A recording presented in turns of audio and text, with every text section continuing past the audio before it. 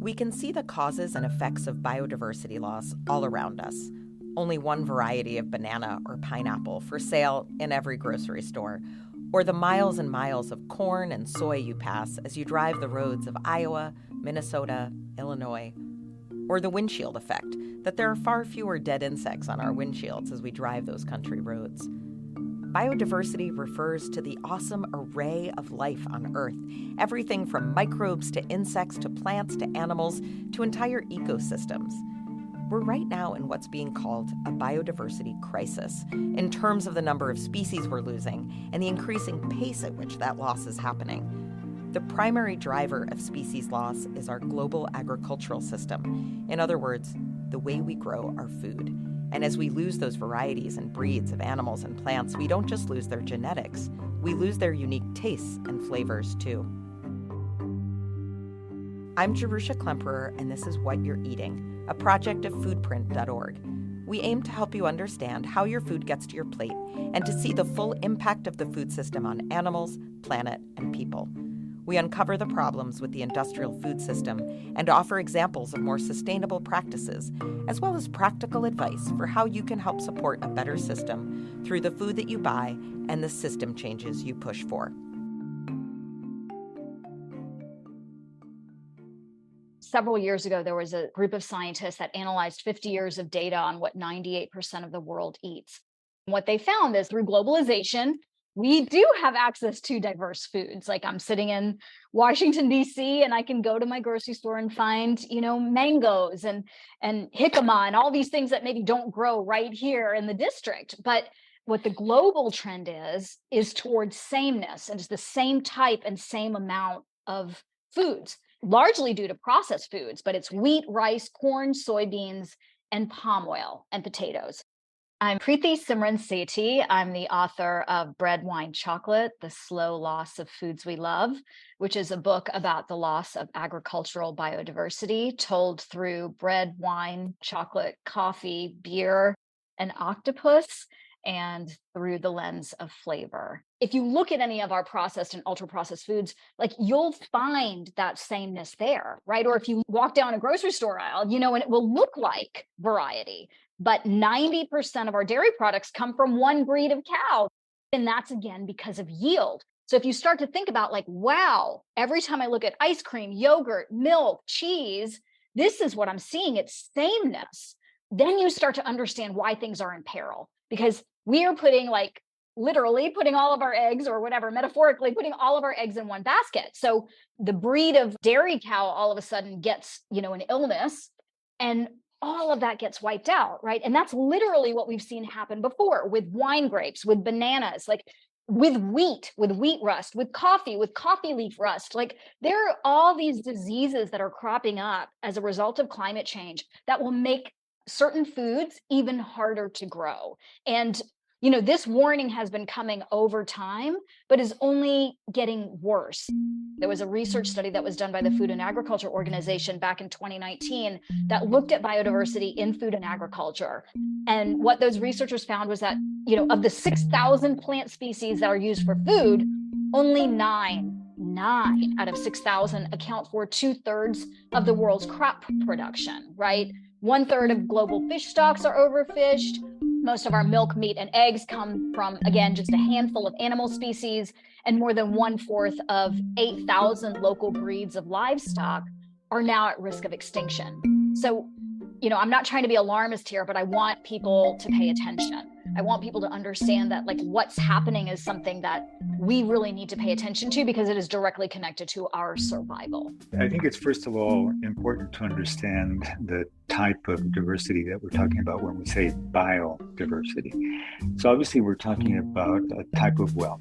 And the reason why most of us would need to have biodiversity explained to us is that very few of us are conscious of how dependent we are on living things other than ourselves on this planet. But without other living things ranging all the way from microbes to plants, we would not be possible as a species. I'm Ricardo Salvador, and I am an agronomist, and I am the director of the Food and Environment Program at the Union of Concerned Scientists, based in Washington, D.C. So we've been losing biological wealth. That means the number of species across all of the different kingdoms, the plant kingdom, the animal kingdom, and in the world of microbes as well. Formerly, our population numbers were low, our technological capabilities were small. So our ability to really threaten the buffering capacity of the planet against the damage that we do as a species that basically appropriates resources, denudes resources, exploits resources, was really quite small until this explosion of our capacity to really affect our world, our planet. And so we've diminished biodiversity primarily because we think we're becoming more efficient, that we're being more thorough in extracting the resources that we need to sustain our modern lifestyles. We have specialized, we have mechanized. Both of those things have been put together in a process which economists call industrialization, in which we have minimized the number of parts and resources that are required to put together the things that we need. When we talk about the biodiversity crisis, there's sort of two important components as it relates to agriculture. There's agriculture's impact on wild biodiversity, and then there's biodiversity within agriculture itself. My name is Ryan Nebeker, and I am the Research and Policy Analyst for Foodprint.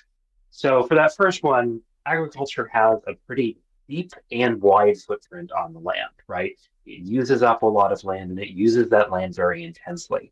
When you're doing something like growing a really chemical intensive corn crop, you're using a lot of pesticides that help knock out the neighboring insect populations. You're using a lot of fertilizers that change the soil chemistry and really alter the microbial community that can live there. You're altering the chemistry of the water that field drains into. That impacts the number of species that can live there. So as the footprint of agriculture gets wider, these impacts on wild biodiversity around it grow. And so the number of species that the environment is able to support drops. But the second part of the biodiversity crisis, as it pertains to agriculture, is within agriculture itself. When we think about foods that we want to see on the grocery store, people are looking for consistency. That means that they want the same banana every time. And so as a result, over the last, several thousand years, but then really intensely over the last 100 years or so, we have narrowed down the number of varieties of crops that we grow.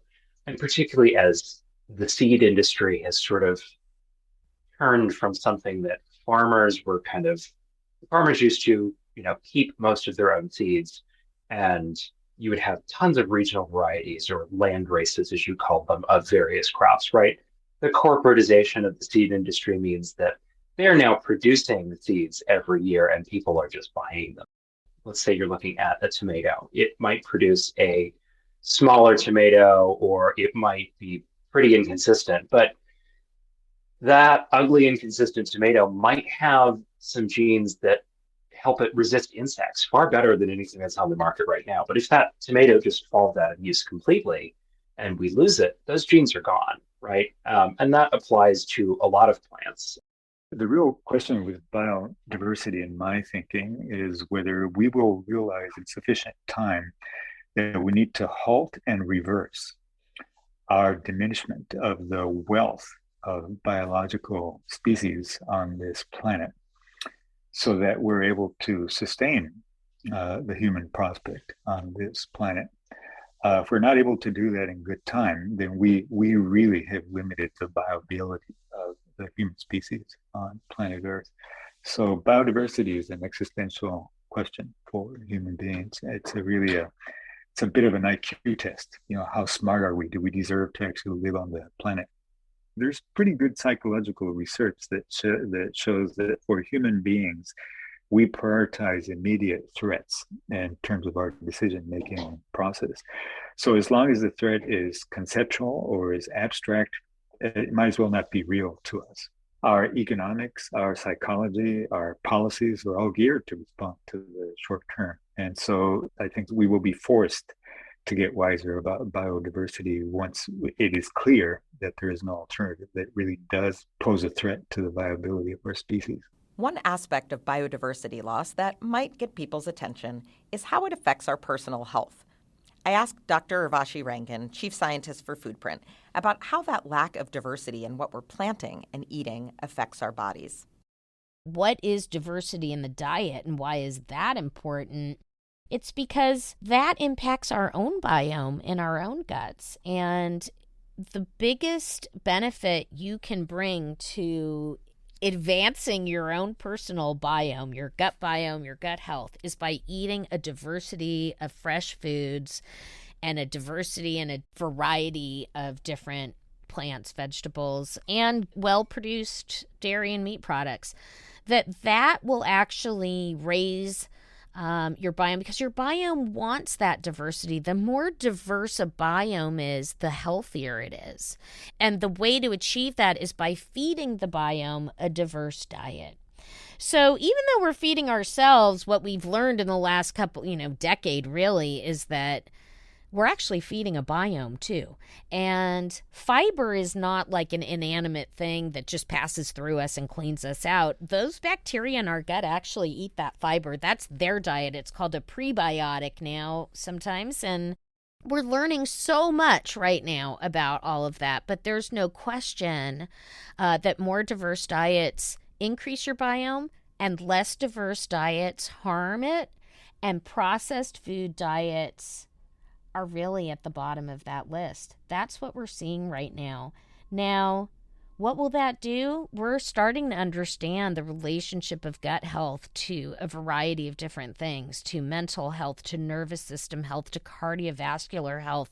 The gut is connected to so many different things, and it is likely going to be foundational to our overall health. It's pretty new information, and we're just really getting a handle on all of it at a microscopic level. She also explained that the food is becoming less nutritious, thanks to the diversity loss in our soils. So in the last few decades, there's been a lot of research on the health of people. Why are people getting less healthy? And as part of that discussion, there's been a lot of research into the nutrient density of food and trying to determine, why do we start to see declining levels of nutrients in food? And so for the same amount of calories, why are people getting actually less than we did, say, 30, 40, 50, 60 years ago from food? And there seems to be an empty calorie problem where we've got the calories, we're producing the food with artificial fertilizers, with synthetic pesticides, we're producing it. But the question is, what are we doing on a microscopic level that is compromising that food? We try to put in fertilizer as the artificial way of adding nutrients to the soil. The problem with that is the more fertilizer you put in does not amount to the more nutrition you get out of that food. It doesn't work that way. Nature has what we call like a homeostasis or an equilibrium that it can't be exceeded. So you can dump as much as you want to, but that's not going to yield the effect you want. And industrial ag now knows this because they dump a bunch on and then a bunch would run off the farm because it wasn't taken up. Then we have runoff and pollution problems from that. And that's yet another huge environmental problem that affects biodiversity. The answer really lies in not using chemistry to address all these issues, but rather using nature and the power of nature and its ecosystem and to cultivate that in order to take care of these problems. When it comes to nutrient density, you have this, in an ideal situation, a soil biome that is thriving. It's got microorganisms, it's got insects. There's actually a fungus that even goes to get minerals out of rocks. Like there's even that goes on in a really healthy soil system. And all of this is talking to the roots of the plants and bringing all of these nutrients to the plant. So there's this whole world going on underground. When you douse it in pesticides and fertilizers, this world doesn't really exist. And if it does, it's very crippled.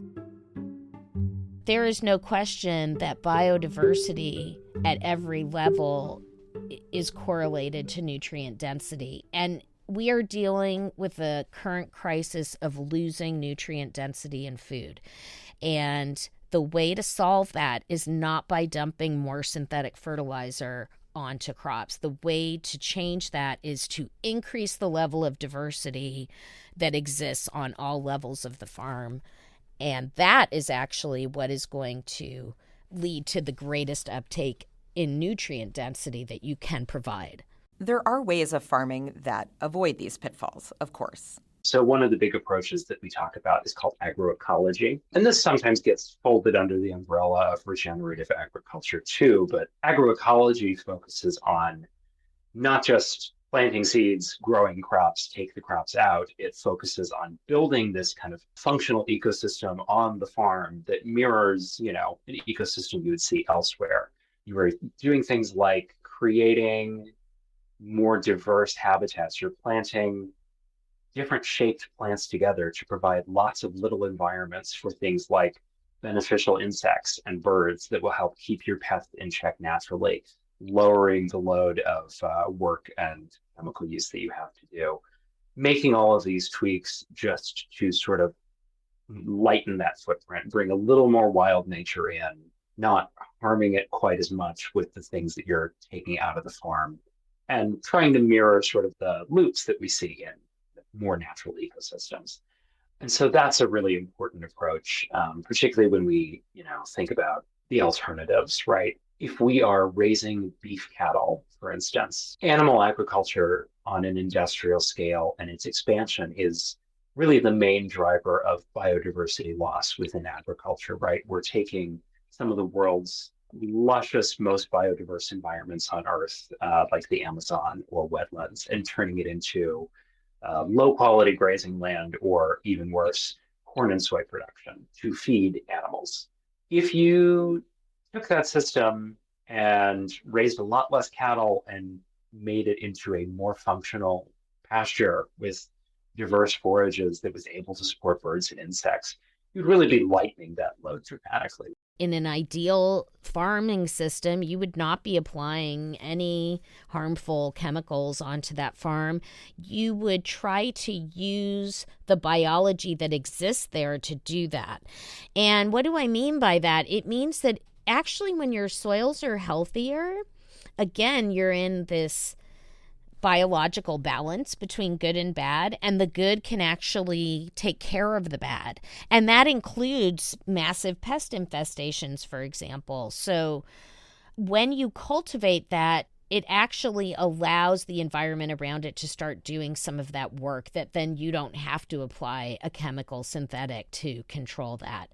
When you plant diverse crops and crops in rotation, you also create a way to manage weed control. You also create a way to inject more natural fertility into the soil.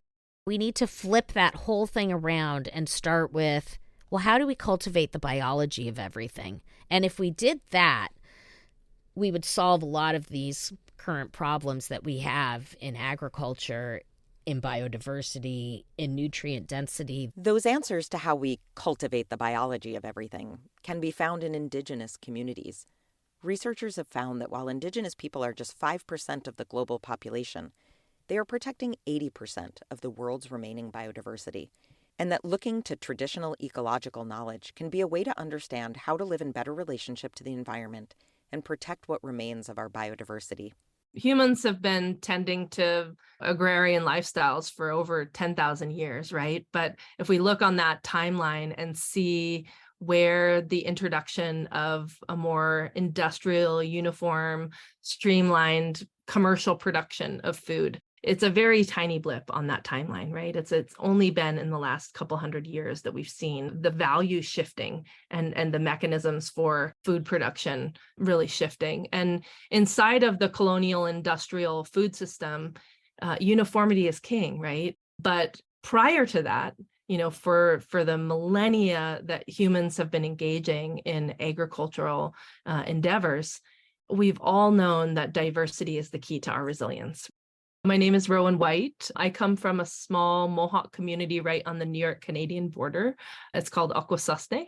So we have a very unique situation where we straddle the international border. So part of our community is in Canada and part of it is in the United States. I am a seed keeper and a farmer.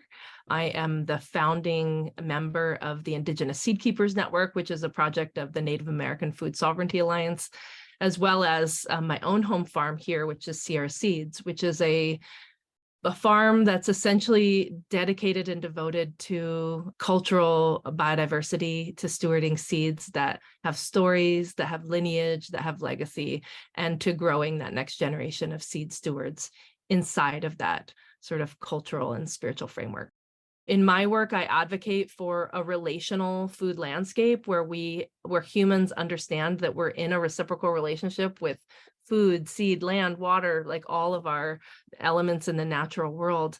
But I think there's a significant worldview shift that's happened in the last couple hundred years around capitalist agriculture and colonial agriculture that establishes human dominance over the landscape and creates an environmental catastrophe, which is now culminating into the climate chaos that we're seeing in the current moment. And so I'm always advocating that in order for us to shift the larger narrative in food systems work, this is cultural work, right? We have to understand our place as humans in the ecosystem of agriculture, and that when we begin to see ourselves in a reciprocal relationship with seeds and food, that we begin to shift the narrative and understand that it's not just, a successful agricultural season is not just top yield for humans, but it's actually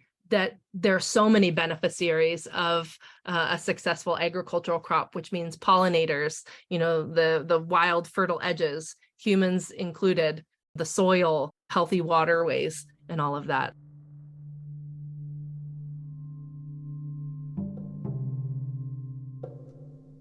I come from a long line of Indigenous farmers, right? Mohawk people, we are agricultural and agrarian. We have a long-standing tradition of working in reciprocal ways with the land.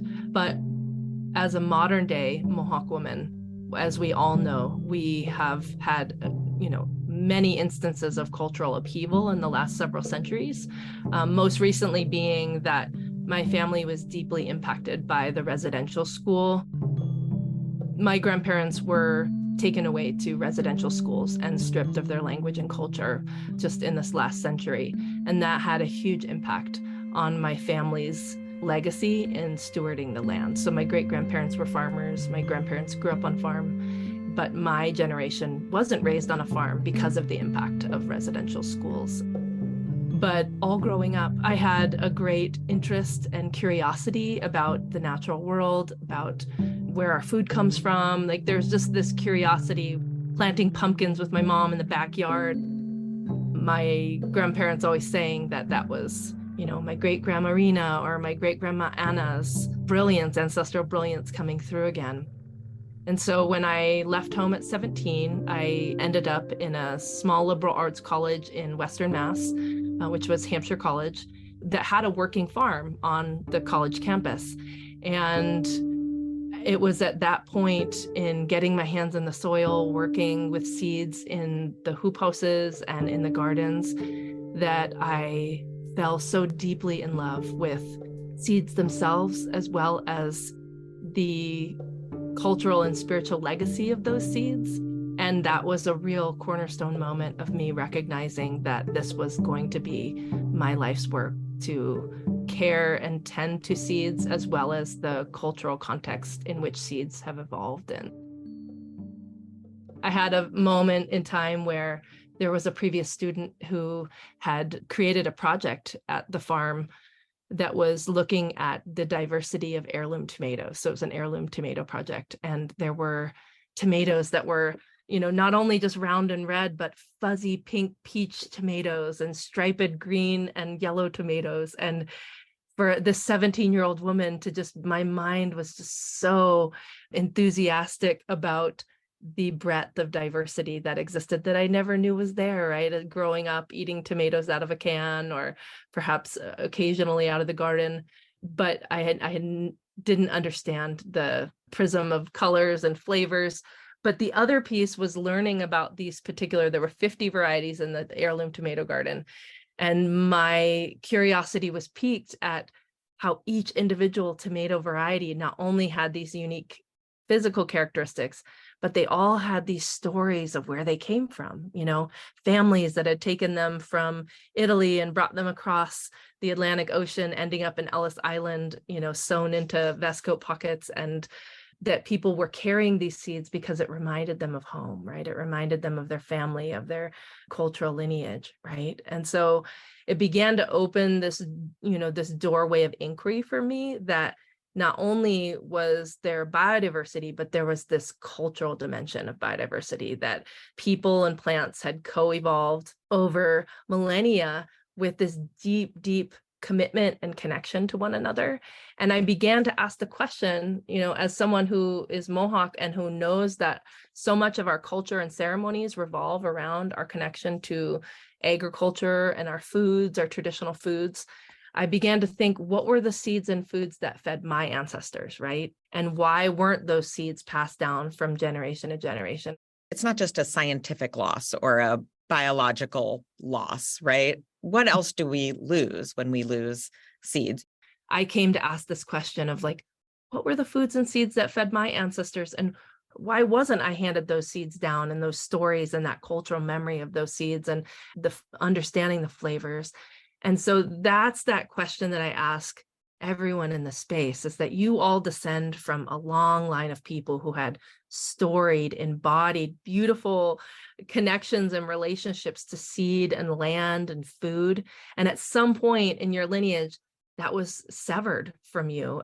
We all know that when we gather around the dinner table and there's a sense of connection and care to the foods that are there. Oh, my grandmother used to cook this dish, and this flavor I remember from, being a child.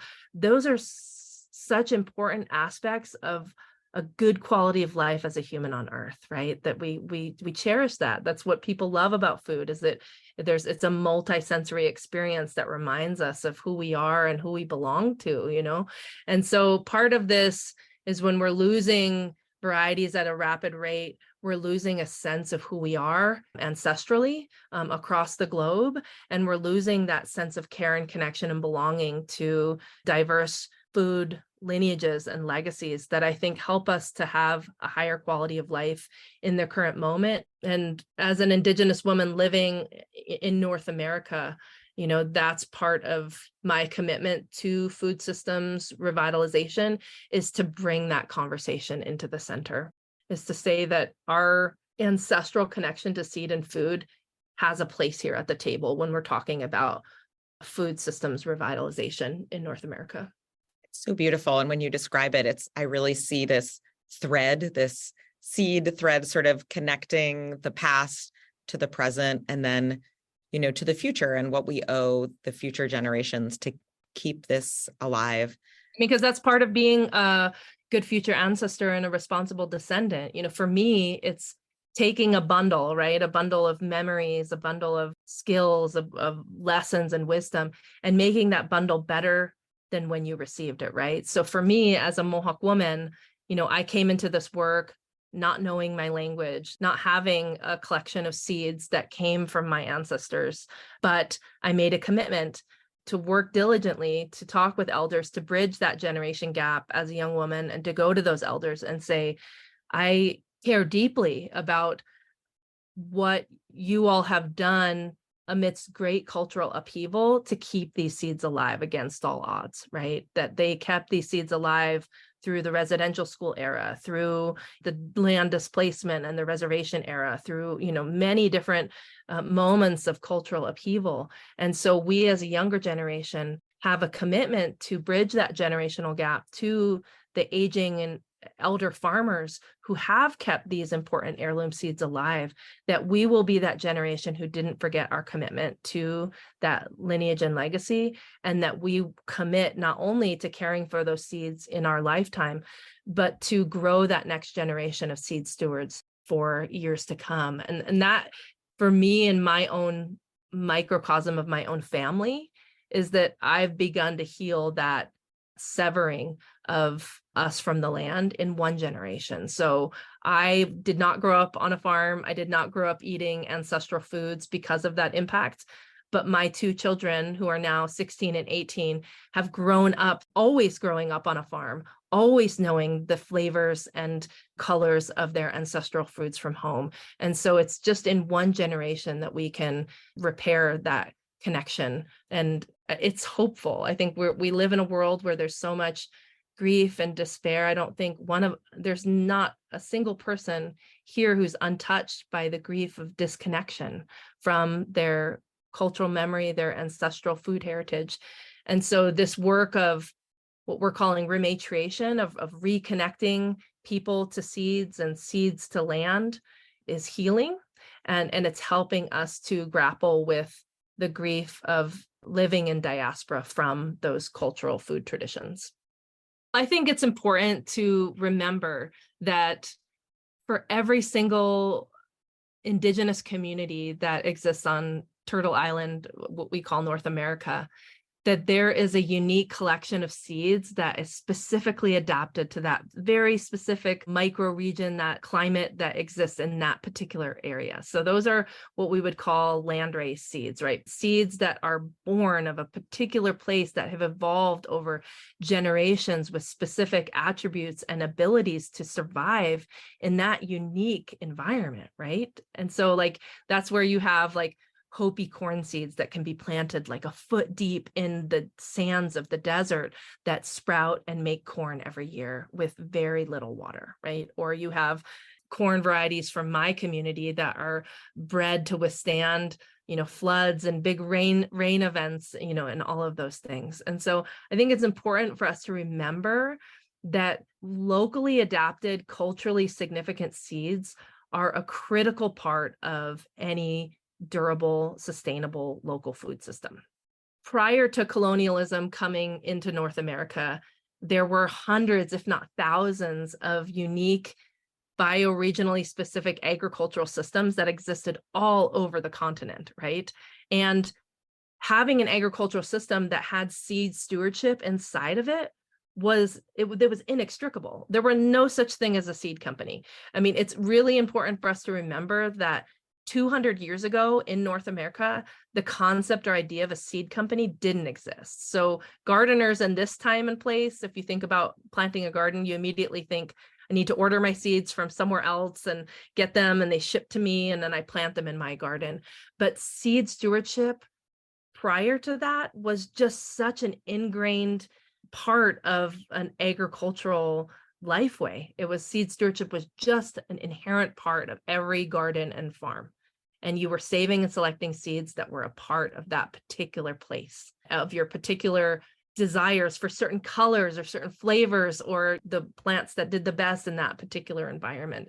And so part of me being a seed advocate and advocating for seed sovereignty is to reconnect and rehydrate that part of agricultural systems, is bringing seed stewardship back into our farming systems, but doing it in a way that is culturally appropriate. And that plays into a larger movement, the Indigenous food sovereignty movement, which is Indigenous peoples reclaiming our connection to land and to food and to culturally significant seeds, because we know not only when we eat those seeds are we healthier in mind, body, and spirit, but it helps us to continue to renew our cultural commitment to those seeds because they're a part of our bigger creation story and cosmology. The loss is really not just what's out there, but it's also really what happens within ourselves, within our cultures and our community. And what I mean by that is, I think many people might be able to recall a connection to food that transcends just caloric nourishment, right? It's not just about what we need for energy. It's about our humanity. It's about a meal that someone we love made for us. Maybe a recipe from our grandmother, or a story that's been passed down over time, a ritual that happens every Passover, or remembering like someone making soup for us when we're feeling sick, or taking us out for a meal to celebrate.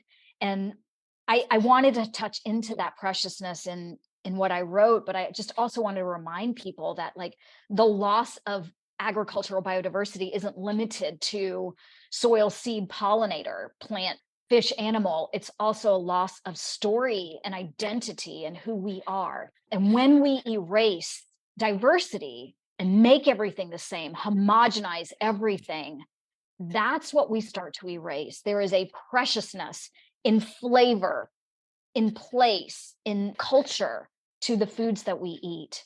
And celebrating and honoring biodiversity is a way to reclaim and sustain that.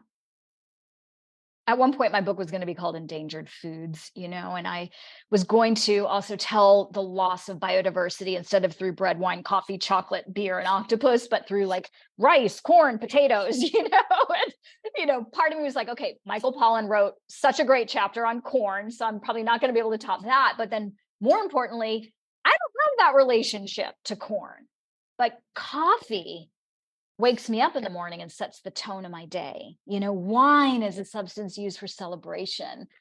Chocolate was like my every birthday cake and my wedding cake and what I ate to get through my divorce, and that this was like pleasure was at the center of so much of this. And my sister even turned to me at one point and was like, oh, you're going to talk about all the sin crops, right? And it was really that idea of like, yeah, this is about celebration. This is about juiciness. This is about savoring. We save these foods and drinks. We save biodiversity through savoring. And I don't think I need to necessarily like dissect pleasure, but what I want to say is like so much of environmental engagement. I've been an environmental advocate for my life and an environmental journalist for decades. And a lot of things felt scarce, like, don't do this, stop this. But here, what I'm inviting people to do is savor deeply, is to be grateful for what we have. When I talk to those researchers who, shared that like bottleneck of what we're eating now, just a handful of crops, which is now known as the global standard diet. I asked like, so what should we do? What's the alternative? And I was really worried that the answer was going to be like, okay, well, you have to eat this one esoteric like rice to kind of solve the problem. But what I was told was like, just get out of that handful of foods, right? Wheat, rice, corn, soybean, palm oil, get out of that. Like olive oil, like get to the other aisle, in the grocery store, go to the farmer's market and pick up something you haven't tried before. Choose a craft beer brewed locally over like a Bud Light. Do you know what I mean? Like that these solutions are pleasurable. Everything doesn't have to be hard. And if we really turn toward joy and gratitude, and also I'll add, like when I say gratitude, I really mean reverence for the supply chain, gratitude for the stewards of biodiversity, gratitude for farmers, especially small scale farmers that are upholding this biodiversity, growing all the things you're not going to find in like Safeway or Food Lion. The tomato that is never going to be shelf stable, that precious heirloom tomato that needs to be held carefully, that peach grown in season, the stewards that are like keeping pollutants out of the soil, and working really hard to do so, like celebrating them and understanding that what we need to be focused on. Sometimes people are like, well, gosh, what you're really saying is people need to pay a lot more money for their food. That's really elite. And what I come back with is like, we need to be paid a wage that supports honoring and compensating people for the work that we do. And I'm pretty unapologetic about that, because the people getting squeezed aren't the CEOs. The people getting squeezed, some of the poorest people in the world, are smallholder farmers, right? Are fast food workers, are people who work in meat packing factories, like who are part of our food chain. The people who are hungriest in the world are the people who like work so hard to get us our food. So I think it's really important that we start to upend this idea that everything should be cheap. And part of that for me is coming back to, where does this come from? Who grows this? How and where is it grown? And what does it taste like?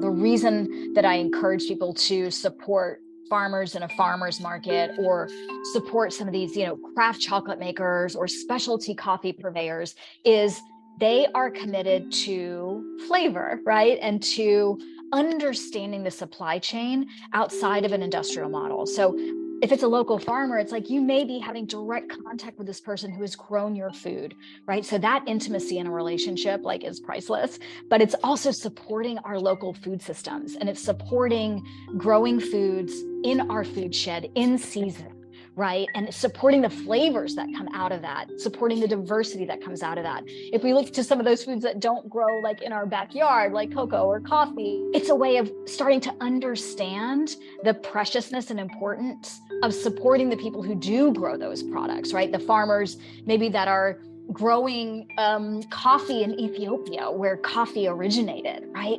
What does it mean to support farmers there? And the way that supports biodiversity, I should make clear, is that, when we see all these forces that are basically eroding biodiversity, so climate change, pests and diseases, our changing diets, we're going to need to come back from that, right? We're going to need to breed maybe different traits into a coffee bean to make sure it can withstand higher temperatures or, droughts. How do we do that? Well, we go to the place where most of the biodiversity is, and we source from those crops, or we source from the relatives of those crops, what we call crop wild relatives. So we don't just need that one coffee plant that we keep growing. We need all of their relatives, right? And we need diverse coffee plants, so we can pull from those plants, pull the traits from those plants, and keep the coffee crop going. The place where coffee originated, as one example, often tends to be the place where these crops have the most diversity, right? And in the case of coffee, it is both in the same place. It is Ethiopia. So we need those farmers to keep sustaining that crop. We need to support those farmers. We need to honor that land. And we need to support the coffee roasters that are sourcing from those places, so we can not only have those amazing flavors, but we also need to sustain that diversity so we have all varieties of coffee in the future. The crops our industrial system favors now were not selected for taste, or for climate resilience, for that matter. They were selected mostly because they were easy to grow and transport at a very large scale. And for most of us, it's hard to know what we're missing. In her book, Sethi focuses a lot on taste and flavor, and for each chapter about the different foods, she ends with tasting notes as a way to help readers find and appreciate the nuances in products whose industrially produced versions sort of just taste like themselves. Chocolate bars, drip coffee, red wine. The person who's maybe new to wine, who's like, well, I don't know, I like red, or someone just being familiar with drip coffee and not having any sense of what the diversity could be. It takes a little work to get there and to start to detect some of those flavor notes. And sometimes I feel it's really effete, a kind of snobby pursuit. And what I really wanted to do in my book was democratize that. That person over there who says this is the right thing to eat or drink, own what you love. And, maybe it is the coffee you get at Dunkin', and that's also fine, but know why you love it. And maybe by starting to understand that, you'll really appreciate all the diversity that's there, right? So all this biodiversity does translate into diversity of flavor. I talked to over 100 experts for my book, and the flavor experts all said it really comes down to paying attention and developing a language, right? So if you've never thought about chocolate deeply, it might be really weird to be okay, what's in here? Oh, I'm sensing peanuts, or gosh, I think that's kind of jammy. Is that plums or is that raisins? And there are these wheels you'll find along with tasting guides in my book that will help give the language for this. It's a real way to start to understand what biodiversity can offer, and is a real pathway to starting to make those changes.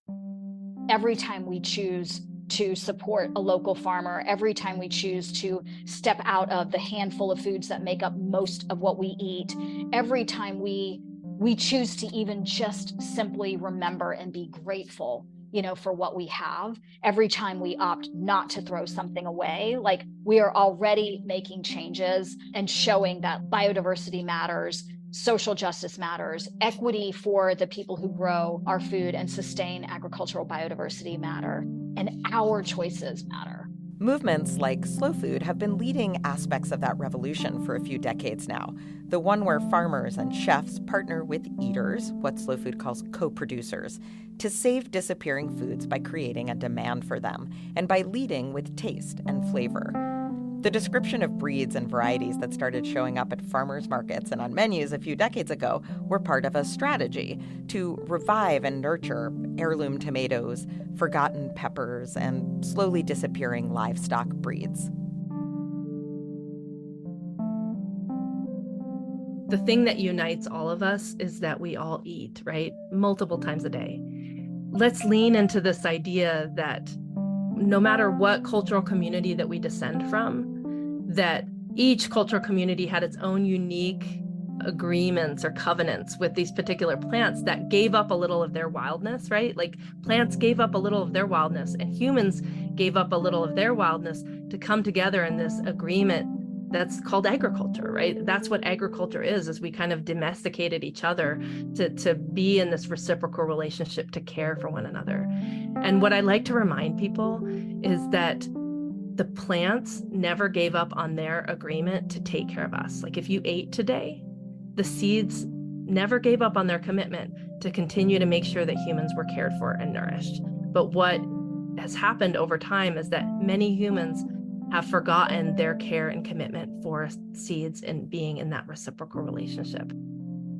And so we all have a commitment to care for seeds in some way. And some of us have green thumbs, and some of us are good at growing seeds in the garden, but some of us are good at storytelling. Some of us are good at teaching. Some of us are good at advocating and creating policy. There's so many ways that we can advocate for a more sane, kin-centric, meaning like kinship-centered relational food system. And we need, at this point, all hands on deck, people from many different professions and backgrounds and cultural communities to advocate for seeds and what they've continued to do for us across time, because we are in a crisis.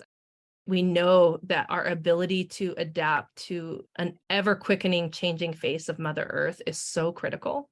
And as we know, there isn't that much time, right? Like, we have a shortening window to be able to remedy the impacts of climate change and climate chaos.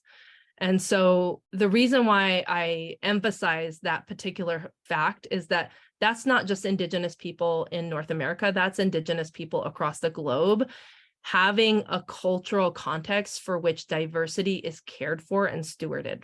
And so that's that cultural shift that needs to happen across the globe. And that's why I continue to advocate for Black, Indigenous, and other bodies of culture to show up in spaces where agricultural policy and change is happening, because we have an understanding of what it means to steward agricultural biodiversity that is critical to, the sustainability of any food system across the globe. So there's all kinds of places and spaces where seed literacy can be cultivated, like whether it's restaurants or classrooms or through video and film, through art installation. There's so many ways where we can increase seed literacy amidst the wider population that will help contribute to the cultural shift that needs to happen, so that we can reintroduce diversity as a core value in food systems change in North America and in the Western world,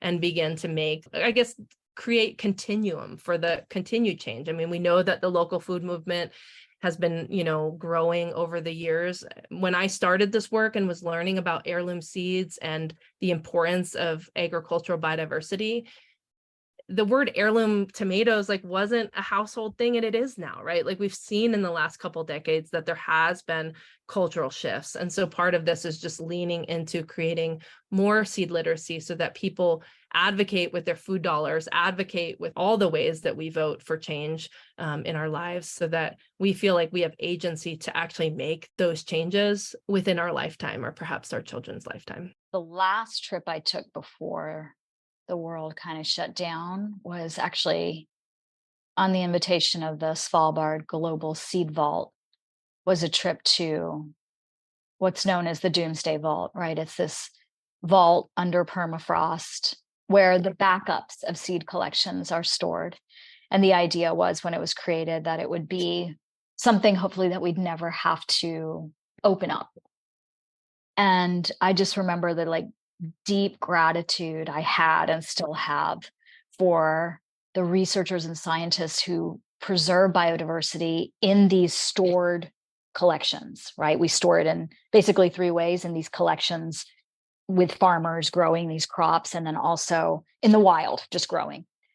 One of the things I write about now are psychedelics, because I have worked with psychedelics for depression and anxiety, and part of my depression has been out of the heartbreak of the fact that people still don't seem to be understanding the urgency of biodiversity loss, the urgency of climate change, and the need for us to really think about what we're doing. One of the places where we can have the biggest impact is on our plates, if we're lucky enough to eat. Like, this is something we do multiple times a day. So it is my fervent hope and prayer that people start to understand this is such a powerful way to make change. Because, you know, I'd love to tell you, like, my book had a big impact, you know, and all of a sudden, like, the world has changed, woo! But the truth of the matter is, like, it hasn't. And it won't until we start making much stronger decisions in support of a different kind of food system. There absolutely has been an increase in awareness of the importance of local foods, an increase in the importance of seed saving and growing your own food. I was so delighted. I mean, horrified, of course, that we were in a global pandemic, but delighted in one of the outcomes that I actually wrote about, which was there was all of a sudden like a run on seeds, because people all of a sudden realized like store shelves could be empty, and that we really needed to start to think about what it would mean to grow our own food or get more intimate with our food supply and understanding where food came from. So I think in tandem with kind of this biodiversity loss is like a greater interest in sort of what is happening. But I guess what I'm trying to say is it's not happening fast enough. And so we need to really start to rethink where we're allocating our attention and our money and our time. There are roadmaps for how to get there. The 2022 UN Biodiversity Conference came up with global targets, including effective conservation and management of at least 30% of the world's lands and waters, restoration of at least 30% of degraded land and water ecosystems, and reducing by half the amount of chemicals and pesticides we use to grow our food. And the UN Food Program described additional specific changes we can make to the food system. Switching to a more plant-based diet to avoid habitat destruction for animal agriculture, and shifting the way we farm away from monocultures. But these are only roadmaps, and they need to be implemented. If we continue to think of ourselves as self-interested, competing groups of people on this planet, and we do not work together to solve the question of how can we create dignified, sustainable life cycles on this planet, where we don't boil ourselves to death because of thoughtlessly continuing to develop technologies that are inimical to our viability on this planet, then we will deserve what happens to us. The problem to solve is how to collaborate by seeing all of us as one single human species, no nations, no boundaries, no artificial differences between us, all of us having the common interest of surviving well, and surviving in a dignified, equitable way on this planet. What You're Eating is produced by Nathan Dalton and foodprint.org, which is a project of the Grace Communications Foundation. Special thanks to Ricardo Salvador, Ryan Nebeker, Urvashi Rengan, Preeti Simran Sethi, and Rowan White. You can find us at www.foodprint.org, where we have this podcast as well as articles, reports, a food label guide, and more. And if you're enjoying the podcast, consider leaving us a positive review on Apple or wherever you listen to podcasts.